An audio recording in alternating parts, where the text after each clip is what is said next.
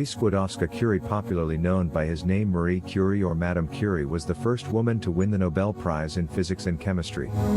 She was born in Warsaw, Poland on November 7, 1867 and was the daughter of Mr. Wladyslaw and Mrs. Bronislava.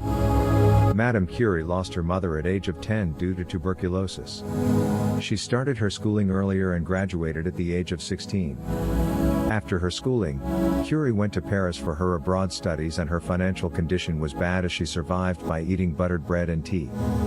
Although Maria was a genius child, her greatness was probably not fully recognized by her family during her childhood. All Sklodowski's children learned very quickly, and not only Maria but also her brother obtained the prize for the best pupil in Warsaw. However, Maria was also a hard-working pupil. She spent a lot of time learning during her school years and later.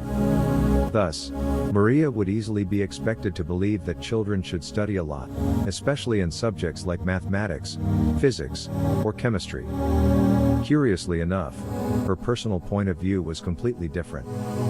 Curie completed her master's degree in physics in 1893 and earned another degree in mathematics in the following year. She met Pierre Curie, a professor in the School of Physics, in 1894, and in the following year, they were married. Their pair was also known for the scientific dynamic duo. Marie Curie, with the help of her husband, discovered radioactivity on April 20, 1902. Pierre was killed accidentally by stepping in front of a horse cart. She was the first person to receive the Nobel Prize twice, first in 1903 for physics, and later in 1911 for chemistry. She was also known as World War Hero as she laid in the development of X-rays during World War I. She also discovered the radioactive elements radium and polonium in 1898, and for that, she would always be remembered. In 1911, Curie confirmed her relationship with Paul Langevin and got married in the same year. In 1902, Curie confirmed that they had produced a decigram of pure radium demonstrating it as a unique chemical element, and for that, she was awarded a Nobel Prize. After the war, Curie used her celebrity to advance her research. She traveled to the United States twice, in 1921 and 1929, to raise funds to buy radium and to establish a radium research institute in Warsaw.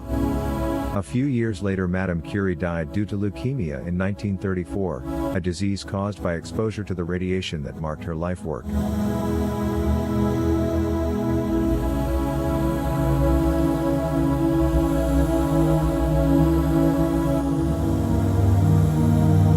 It is widely known that Maria Sklodowska Curie had difficult conditions studying in Paris due to the fact that she was just a poor student from a faraway country. But she was used to difficult conditions. Maria's position in her own country was much worse due to the political situation and the general role of women in the community. Women's position in France was not perfect either, but in terms of educational possibilities, it was much better than in Poland. Living in Paris, Maria had enough money to survive. She was free and had her elder sister who had started her studies earlier, and thus, could help Maria. Because of that, Maria was able to overcome all adversities. Maria Sklodowska Curie had a very innovative but rather utopian approach to children's education. The main assumption was that children want to be taught. Children should have their own interests that could be developed during the process of education.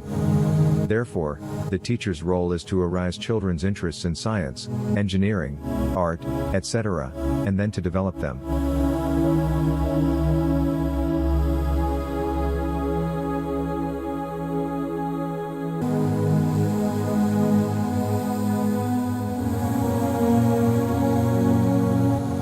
The essence of Maria Sklodowska Curie's idea of a perfect education can be found in her pedagogical experiment, called association. Maria convinced some of her friends who also had children not to send them to school but to teach them by themselves. They formed an experimental school. 12 pupils were the children of teachers and their friends. The youngest children were 6 at that time. The school existed for 2 years, from 1907 to 1908. Lessons took place in teachers' scientific laboratories, in museums, or outside the city. I think she made an enormous impact on our lives. Her groundbreaking research into radioactivity helped to launch an entire field of chemistry and physics. This led to such things as nuclear power, the cleanest, cheapest, and most reliable form of energy yet commercialized. Furthermore, she discovered two elements, radium and polonium. Still more, her research into treating cancer with radioactivity leads to the field of nuclear medicine. Technically, she died of aplastic anemia, which is where the body is no longer capable of producing red blood cells. No red blood cells, no oxygen carriers. However, aplastic anemia was caused by exposure to radiation. Her efforts with her husband Pierre led to the discovery of polonium and radium, and she championed the development of X-rays.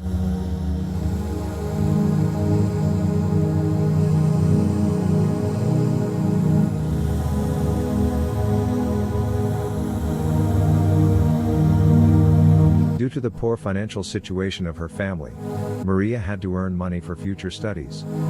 After a year's holiday, she spent 7 years as a governess. At that time she continued her education in the only possible way, i.e., taking part in unofficial courses.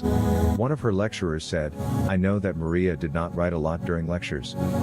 Sometimes she wrote a keyword or important phrase. She remembered the whole lecture at home just from her mind." The only school where Maria could continue her education was an illegal positivistic university. As it was mentioned above, women in the Russian part of Poland could obtain an only basic and secondary education. Maria, her sisters, and other women wanted to study at the university. As a solution, an illegal higher school for women, the so-called Flying University, was established. There were two reasons for its illegality. First, higher education for women was prohibited by occupants. Second, all the lectures were in Polish and true Polish history as well as Polish literature was studied at that university. The lectures took place in private houses and were moved frequently from one place to another. Hence, the name of the establishment, the Flying University.